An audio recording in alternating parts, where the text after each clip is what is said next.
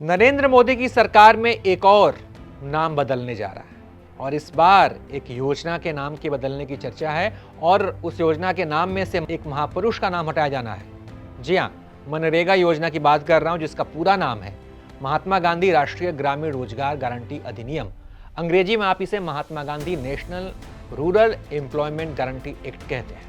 अब इस योजना से महात्मा गांधी का नाम हटने जा रहा है और योजना का नाम बदलने जा रहा है। मोदी सरकार विकसित भारत जी राम जी बिल लेकर आ रही है।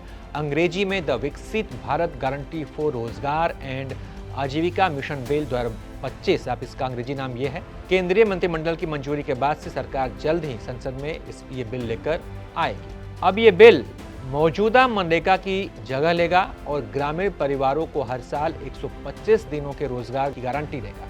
वर्तमान में अभी 100 दिन की रोजगार गारंटी है, अब इसको बढ़ाकर 125 कर दिया गया। इस योजना के लिए केंद्र सरकार करीब 95,600 करोड़ रुपए खर्च करेगी।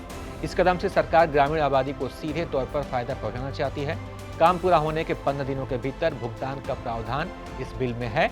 अगर 15 दिन के अंदर भुगतान नहीं हुआ तो बेरोजगारी भत्ता दिया जाएगा। तो मोदी सरकार द्वारा मनरेगा का नाम बदलने और रोजगार के दिनों की संख्या बढ़ाने का फैसला पश्चिम बंगाल जैसे राज्यों में होने वाले चुनाव को देखते हुए इसे राजनीतिक पंडित हम मान रहे हैं।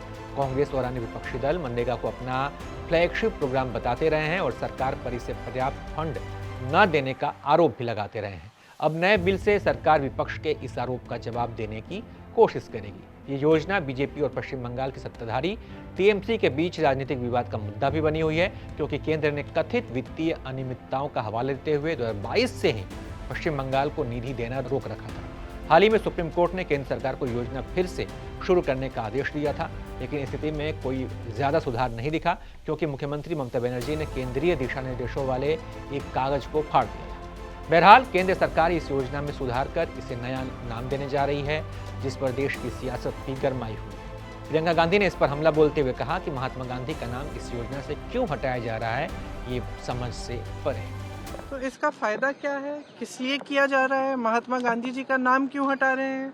महात्मा गांधी जी तो इस देश के सबसे बड़े नेता इतिहास में, दुनिया में, विश्व में माने जाते हैं। तो उनका नाम हटाने के लिए मुझे समझ में ही नहीं आ रहा कि मकसद क्या है, इनकी मंशा क्या है। वहीं कई कांग्रेस नेताओं ने यह भी कहा कि बीजेपी सरकार को महात्मा गांधी से दिक्कत है। पहले नेहरू से दिक्कत थी, अब महात्मा गांधी से भी दिक्कत होने लगी है। तो कुल मिलाकर योजना के बदलने पर विवाद जारी है।